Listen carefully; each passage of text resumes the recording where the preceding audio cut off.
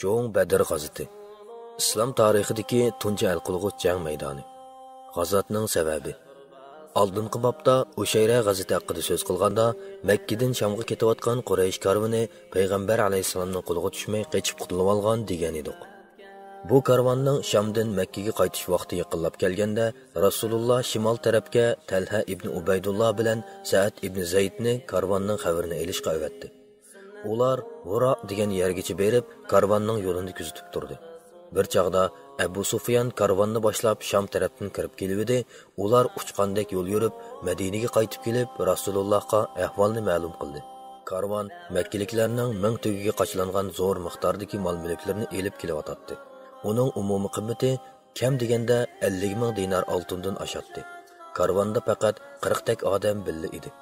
Bu Madina taraf uchun aytganda oltin fursat. Mushriklar uchun aytganda mushu molni qo'ldan berib qo'ysa, harbiy, siyosiy va iqtisodiy jihatda qaqshatqich zarbiga uchirganlik hisoblanadi. Shunga Rasululloh musulmonlar ommasini chaqiriq qilib, "Ey xaloyiq, mana bu Quraysh karvoni jimi mol-mulklarni elib kelibdi. Uning oldiga chiqinglar. Umidki Alloh uni sizlarga iltifot qilib etsa ajab emas", dedi. Rasululloh bu chaqiriqni e'lon qilgan chaqda Badrda Quraysh qo'shini bilan buncha qattiq tutishib qolarini o'ylamagan edi. Shunga u hech kishini chiqishga zo'rlamadi, balki chiqish-chiqmaslik ishini musulmonlarning erkin ixtiyoriga qo'yibdi. Shundaq bo'lg'achqa sahoba kiromlarning ko'pinchisi Rasulullohning bu qitimqi yurishini oldingi qitimdagi yurishlardan farqlanmaydi deb qarab Madinada qolib qoldi. Shuning uchun hech kishi bu g'azotga qatnashmadi deb ayblanmadi. Islom qo'shinining harbiy kuchi va rahbarlik qatlamining o'rinlashtirilishi. Rasululloh Madinadan yo'lga chiqib va uning bilan 313 yoki 314 va yoki 319 kishi birga otlangan edi. 82 yoki 83 va yoki 86si muhojirlardan, 61i Avs qabilasidan, 170i Xazraj qabilasidan edi. Musulmonlar bu qitimki yurishga ancha zo'r hasham qilib ketmadi. Shunga ularda faqat 2 ot bor edi. Biri Zubayr ibn Avvomning, yana biri Miqdad ibn Aswad Kindining edi. Yana 70 tugi bor bo'lib, 2-3 odam bir tugiga navbatlashib minishatdi. Rasululloh Ali ibn Abu Talib va Mirsad ibn Mirsad G'anaviylar bilan bir tugiga navbatlashib mindi. Madinada o'z o'rniga va namoz o'qib berishga Abdullah ibn Maktumni qoldirdi. Rasululloh otlanib Ravha degan yerga chiqqanda Abu Lubaba ibn Abdul Munzirni qaytirib o'z o'rnida Madinada ish boshqarishga belgiladi. Boshqo'mondonlik ilmini Mus'ab ibn Umayrga tutqizdi. U Quraysh qabilasi Abduddar jamoatidan edi. Alam oq rangda bo'lib, qo'shin 2 qismga bo'lindi. Birinchi, muhojirlar qismi. Uning ilmini Ali ibn Abu Talibga tutqizdi. Ikkinchisi, Ansorlar qismi. Uning ilmini Sa'd ibn Ma'azga tutqizdi.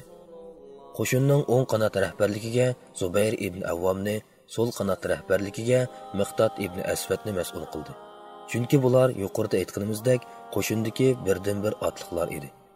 Orqa saf mudofiasiga Qays ibn Abu Sa'sa'ni belgiladi va Rasululloh armiyaning oliy boshqo'mondoni bo'lish sifati bilan markaziy boshqo'mondonlik uning qo'lida qoldi.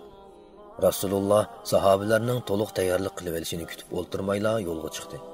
U Madina tog' yo'li bilan otlanib, toki Bi'r Ravha degan yerga borguncha Makkaga boradigan cho'ng yo'lni bo'ylab janubga qarab mangdi. Bi'r Ravhadan qo'zg'alganda Makka yo'lini so'lga tashlab Noziya tarafga, ya'ni o'ngga burilib Badrga qarab Noziyaning bir chetidan yo'l oldi va Noziya bilan Safra jilg'isi degan yerning o'ttirsidagi Rahqon deb atiladigan bir vodiyni kesib o'tdi. Ondan bir tog' jilg'isidan o'tib tövanga qarab minib Safra degan yerga yaqinlashdi va mushu yerda to'xtab Busays ibn Amr al-Juhani bilan Adi ibn Zab'a al-Juhanini Badr kentiga karvonning ahvolini maxfiy razvid qilishga avatdi. Makkada jakarchi. Ammo karvonning ahvoli mundaq bo'ldi. Abu Sufyan bu karvonning bosh mas'uli bo'lish sifati bilan intayin paxas va ehtiyotchanlik bilan yo'l tutdi. U Makka Sham yo'lining xavf-xatardan xoli emasligini bilgachga, karvonning oldida payloqchi va xabarchilarni avatib, ahvol egallab mandi va o'tgan-kechgan yo'lovchilardan so'rab turdi. Uzun o'tmay uning payloqchilari Muhammad karvonga tegish qilish uchun odamlarni boshlab chiqibdi degan axborotni yetkazdi. Bu chaqda Abu Sufyan Zamzam ibn Amr al-G'ifariyni setib olib, Makkaga Quraysh karvonidagi mollarini va odamlarni qo'g'dash uchun askar chiqarishga chaqiriq qilg'ili avatdi. Shuning bilan Zamzam intayin tez suratda yo'l yurib, oxiri Makkaga yetib keldi va Batni vodiy degan yerda to'xtab, tugisining burnini kesib, to'qimini ta'tir o'rib, ustidagi kiyimni yirtib etdi. Bundaq qilish xabar qilmoqchi bo'lgan ishning jiddiyligini bildiradi. Tugidan tushmay turib, Alloh tavba chaqirg'ili turdi. U mundaq deydi: "Ah, Esid, voy Esid, mollaringlarga Muhammadning odamlari qo'l soldi. O'lgiralamsizlar yo'q, bilmayman. Al-madad, al-madad, voy Esid, voy Esid." Makkiliklar qaytirma hujumga tayyorlandi. Makkiliklar chaqmoq tizligida harakatga keldi. Ko'chalar nihoyat jiddiy ko'rinadi va o'zaro mundaq deyishadi: Muhammad va uning odamlari buni, ya'ni karvonni Amr ibn Hazimining karvonidek ish bo'lar deb o'ylamdi. Hargiz undaq ish yo'q. Azbiroy Xudo, biz uningga o'zimizni bir tunitib qo'ymasak. Shuning bilan ular bir uyda ikki er bo'lsa, cho'qim har ikkilisi atlandi va yoki ikkisining biri atlanib, yana biri o'rniga odam yollab avatdi. Kishilarning chiqish-chiqmas ixtiyori bo'lmadi. Hamma odamning cho'qim atlanishi talab qilindi. Shunga Makka mutavarlardan Abu Lahabdan boshqa birma odam ayrilib qolmadi. Abu Lahab zimmisida qarzi bor bir kishini qarzini ko'tarib o'tish sharti bilan o'z o'rniga saplab chiqardi. Makkiliklar o'z atrofidagi arab qabilalarini safarbar qilgan edi. Ulardanmi Quraysh jamoatiga tava birma qabila yoki aymoq ayrilib qololmadi. Faqat Bani Adi jamoatila odam qatnashtirmadi. Makka qo'shinining harbiy kuchi. Bu qatim Makka qo'shinining yo'lga chiqish oldidagi harbiy zapas kuchi 1300 kishi atrofida tashkillandi. Buning ichida 100 ot, 600 savut, soni aniq bo'lmagan nurg'un to'ga tayloqlar bor edi. Qo'shinning bosh qo'mondoni Abu Jahl ibn Hisham bo'ldi. Qo'shinning oziq-tulik ta'minotini Quraysh boylaridan 9 kishi ustiga oldi. Qo'shin bir kun 9 tuga, yana bir kun 10 tuga so'yib oziqlanib mang'atdi. Bani Bakri qabilalarining xalqi. Qo'shin yo'lga chiqish oldida Quraysh bilan Bani Bakri qabilasi o'rtasidagi ko'na adovat va harbiy surkilishlar tilga ilindi. Shuning bilan bu qabilalar orqa tarafdan zarba bersa, Quraysh ikki toshning o'rtasida qilib cho'ng talafotga yo'liqishdan qo'rqib, irodasidan yenib olmoqchi bo'lishdi. Lekin bu chaqda Iblis mal'un Suraqa ibn Malik Juhshumiyning siyoqida paydo bo'lib kelib, "Men sizlarga Bani Kanana qabilasining har qanday yomonligidan boshpanoh bo'laman" deb ularni yo'l ustidagi kutilmagan dushmandan xotirjam qildi. Makka qo'shini yo'lga chiqdi.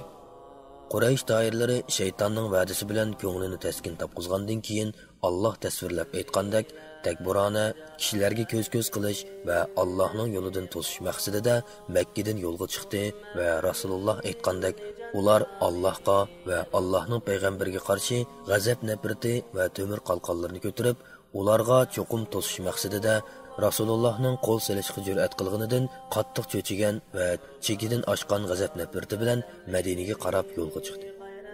Ular shimol tarafda Badrga qarab intayin yuqori surat bilan qadam bosotdi.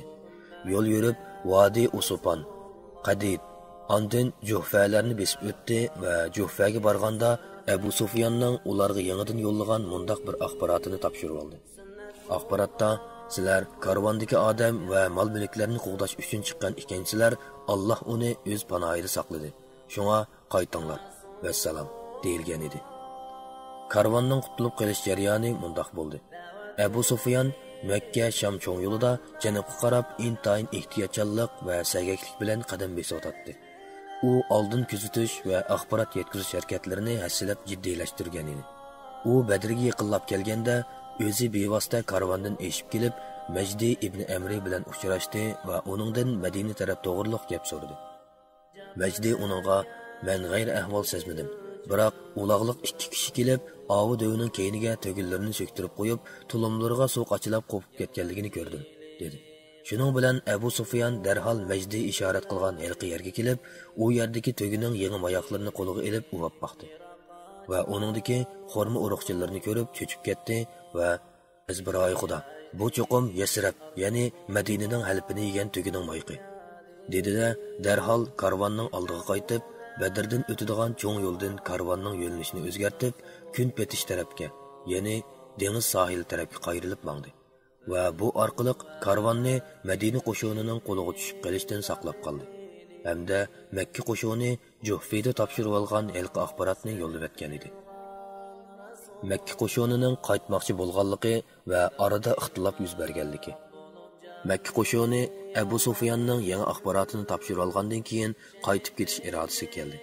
Lekin bosh jinoyatchi Mustabid Abu Jahl ibn Hisham akavorlik bilan o'tirg'i chiqib qasam qilamanki, biz Badrga berib, u yerda 2-3 kun turib, to'gilarni so'yib, lashkarlarga ziyofat berib, aroq sharoblarni ichib, qiz-xinimlarni o'ynatib, butun arablarga bizning qo'shin tortganimizni va harbiy kuch-qudratimizni ko'rsatib qo'ymay qaytmaymiz. Shunda qilganda, ondan ular bizdan mangu tap tortadigan bo'ladi, dedi. Lekin Ahnas ibn Shurayq Abu Jahlning gapiga qaramay qaytib ketish fikrida ching turib oldi. Natijada Ahnas Bani Zuhra qabilasini boshlab qaytib ketdi. U Bani Zuhra qabilasidagilarning ittifoqdoshi hamda mush qatimdagi yurishning mas'uli edi. Badr urushiga Bani Zuhra qabilasidan birma odam qatnashmadi. Halbuki ularning soni 300 ga yetadi. Shuningdan keyin Bani Zuhra jamoati Ahnasning fikridan mamnun bo'lib, uni ulug'laydigan va hurmatlaydigan bo'ldi. Bani Hashim, ya'ni Rasulullohning jamoatimi qaytmoqchi bo'lgan edi. Abu Jahl ularga besim ishlatib, biz qachon qaytsak, bu toiflarning shu chaqda qaytadi, deb turib oldi. Shuning bilan Bani Zuhra qabilasi qaytib ketgandan keyin mingdak qurolli qo'shin Badrni nishonlab yo'lga chiqdi. Ular davomli olg'a ilgirlab, oxiri Badrga yaqin joyga, ya'ni Badr vodisining Madinaga yiroq keladigan chegarasi bo'yiga joylashgan davlatlardan bir davining keyniga kelib tushdi. Islom qo'shinining qiyin o'tgili.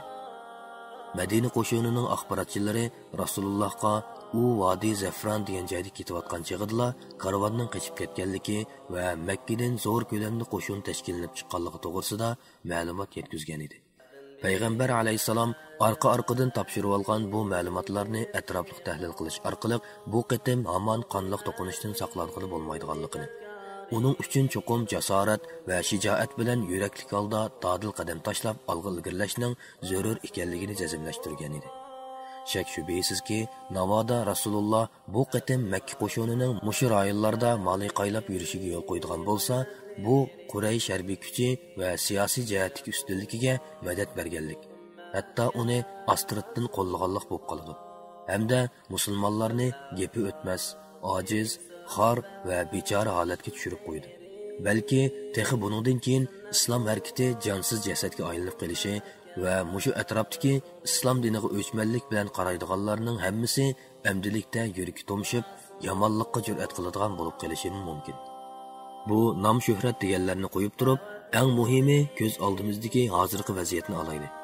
Navoda musulmonlar bu qitim jiddiy pozitsiya tutmasa, Makka qo'shini davomli olg'a ilgirlab, Madinaga bostirib kirib, qo'lida qurolning sunuqi bo'lmagan ammoga urush o'ti ochmaydi va musulmon aholilarni o'z mahallasida qirg'in qilmaydi deb kim kapolatlik qila oladi?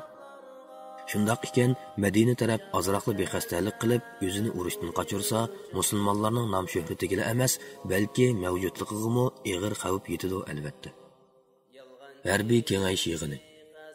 Rasululloh ushtumtut o'zgarayotgan bu xatarlik vaziyatning taraqqiyotini nazarda tutib, qo'shin ichida kengaytirilgan harbiy maslahat kengayish yig'ini chaqirdi. Yig'inda qo'shinga hozirgi vaziyatni tunishtirdi va qo'shindagi barliq jangchi va qo'mondonlar bilan fikr almashtirdi. Dal mushu chaqda oz sondagi bir qism kishilar qo'rqib qonliq to'qinishdan ansirdi. Alloh bular haqida oyat nozil qildi. G'animat taqsimoti to'g'risidagi hukmning Allohga va uning payg'ambariga xos qilinganligi, ularning yoqtirmaganligi, Parvardigoringning seni haqliq ravishda uyingdan, ya'ni uying joylashgan Madinadan urushga chiqarganligini ularning yoqtirmaganligiga o'xshaydi. Mo'minlardan bir guruh odam dushmanga qarshi urushga chiqishni albatta yomon ko'rdi. Ular go'yo alomatlari ko'rinib turayotgan o'limga haydilayotgandek haqiqat oydinlashgandan keyin, ya'ni urushga chiqish masalasi ustida sen bilan munozirlashadi. Qur'oni Karim sura Anfal 5-oyat. Ammo qo'shin rahbarlaridan Abu Bakr Siddiq o'rnidan turib nihoyat yaxshi so'z qildi. Orqadan Umar ibn Xattob turib ifoda bildirdi va yaxshi fikr berdi. Ondan Miqdod ibn Amri o'rnidan turib, "Ey Rasululloh, sen Allohning ko'rsatmasi bo'yicha mang'in. biz sen bilan birga bo'lamiz. Allah bilan qasamki, biz sana Bani İsrail Musa alayhisalomga degandek, sen Parvardigoring bilan birga berib urishinglar. Biz bu yerda o'ltirib turaylik demaymiz. Balki sen Parvardigoring bilan berib urush qilgin. Bizmi sen bilan birga turib urush qilamiz deymiz. Seni haqdan bilan avatgan Allah bilan qasamki, agar sen bizni barkul g'iymatga tortsang, ashu yerga yetmaguncha hargiz to'xtamaymiz, dedi. Rasululloh uningga nihoyat yaxshi dedi va uningga xayrlik bilan duo qildi. Bu 3 rahbar muhojirlardan edi. Halbuki muhojirlar qo'shinda oz sonliqni egallaydi. Shunga Rasululloh Ansar rahbarlarining fikrini elib boqmoqchi bo'ldi. Chunki ular qo'shinda ko'p sonliqni tashkil qiladi. Eng muhimi, Ansarlar bilan Aqaba kuni tutishgan bay'at modillarda Ansarlar Rasulullohni Madinaning sirtidimi qo'g'dab urush qilish majburiyati bor deb bekitilmagan edi. Hamda bu qatim urush yuz berib qolsa, jang maydonining eng og'ir yuki ashularning zimmasiga yuklanadi. Shunga u bu 3 rahbarning so'zini anglab bo'lgandan keyin Ansarlar qartib, "Ey xaloyiq, to'g'ri maslahatinglar bo'lsa beringlar", dedi. Buni sezgan Ansarlar qismining qo'mondoni Sa'ad ibn Mu'oz, "Azbiroy Xudo, bizni demakchimisan ey Rasululloh?" dedi. Rasululloh, "Ha, shundoq" degan edi. Sa'ad, "Biz sana iymon keltirdik. Seni rost payg'ambar deb tushundik. Sen elib kelgan dinning haqligiga guvohlik berdik. Va buning uchun so'zingni anglashga va amringga itoat qilishga ahd-u paymon berdik. Ey Rasululloh, irodang bo'yicha ish qilgin. Seni haqdan bilan avatgan Allah bilan qasamki, agar sen bizni mushu Qizil dengizga kirishga buyursang, cho'qim bosh tortmay kiramiz. Birsimizmi ayrilib qolmaymiz. Atlikda dushman bilan tutishib qolishni hargiz yomon ko'rmaymiz. Biz chidamliq, subatliq kishilarmiz. İnşallah bizlerden memnun bo'ladigan ishlarni ko'rsan. Shunga Allohga topshirib, yo'lingni davomlashtirgin", dedi. Yana bir rivoyatda Sa'd ibn Mu'oz Rasulullohga, "Ey Rasululloh, ehtimol sen Ansarlar faqat menga yordam berish va meni qo'g'dashni Madina ichida majburiyat deb biladi deb qo'rqayotgan bo'lishim mumkin. Men Ansarlarga vakolatan so'z qilay, ham javob beray. Sen bizni xohlagan yerga boshlab borgin. Xohlagan kishi bilan ahd aloqa o'rnatgin. Xohlagan kishidan aloqa rishtingni uzgin. Mol dunyorimizdan o'zing xohlab olgin. O'zing xohlab qo'yib qo'ygin. Har holda sening elib olganing biz uchun qo'yib qo'yguningdan chararoq. Bizning har qanday ishimiz sen buyurgan ishga tabidir. Alloh bilan qasamki, agar sen g'amdonning baraka degan yeriga yo'l olsang, bizmi cho'qim sen bilan birga otlanamiz. Va qasam qilamanki, agar bizni mushu dengizga kirishga buyursang, ikkilanmay kiramiz", degan. Sa'atning bu so'zi Rasulullohga zo'r ilhom bo'ldi chig'i, u bu gapdan nihoyat mamnun bo'ldi va mundoq dedi: "Olg'a ilgirlaydi. Umidvor bo'layli. Allah menga 2 toifaning birini va'da qildi. Qasam qilamanki, go'yo men shu topda mushriklarning malaqda ketgan o'liklarni ko'rgandek bo'layapman." Islom qo'shoni davomli olg'a ilgirladi. Yig'in oyoqlashgandan keyin Rasululloh Zafrondan yo'lga chiqib, Asafir deb atiladigan bir dovonni ochdi. U yerdan Dayya deb atiladigan kichik bir kentga tushdi va Hatan, ya'ni cho'ng dog'dan qilishmaydigan bir do'nglikni o'ngga tashlab mengib, Badrga yaqin bir yerga kelib o'rinlashdi. Rasululloh o'zi bevosita chorlash elib bordi. Mushu yerda Rasululloh hijrat safardishi va g'ordagi hamrohi Abu Bakr Siddiq bilan billa o'zi bevosita chorlash elib bordi. Ikkaylan Makka qo'shonining harbiy gazarmasi bo'lib qolishi mumkin deb faraz qilinayotgan yerning atrofida yiroqdan kuzatib, razvet qilayotganda ushtumtut bir peshqadam arab buvoyga uchrab qoldi. Rasululloh uningdan Quraysh qo'shoni va Muhammad alayhisalomning odamlari hozir nalarga yetib kelgandir deb so'radi. Rasululloh uningdan o'zini so'rab qo'yishi uning salohiyatini oshkorlamaslik uchun edi. Lekin halqi buvoy, "Sizlar menga o'zinglarning kimligini aytib bermaguncha men aytib bermayman" deb turib oldi. Rasululloh uningga "Avval sen aytib bersang, ondan biz aytib beramiz" degan edi. Buvoy, "Avval men, ondan sen, shundaqmi?" dedi. Rasululloh, "Ha, shundoq" dedi. Buvoy, "Anglashimcha Muhammad odamlar bilan paloni kuni yo'lga chiqqanmish. Menga xabar qilgan kishining gapi rost bo'lsa, ular bugun paloni yerda" dedi. Madina qo'shini o'rinlashgan o'rinni tilga elib, yana anglashimcha Qurayshlar paloni kuni yo'lga chiqqanmish. Shu xabar rostli bo'lsa, ular bugun cho'qim paloni yerda dedi. Quraysh qo'shuni tushgan yerni atidi. U bu xabarni aytib beribla, sizlar ikkinglar kim bo'lasizlar deb so'ragan edi. Rasululloh biz Sudin deb javob berdi-da, otning tizginini tortqunicha ketib qoldi. Buvay Sudin degan nima u? Iroq suyudimi yoki deb ig'zini ushlab qoldi.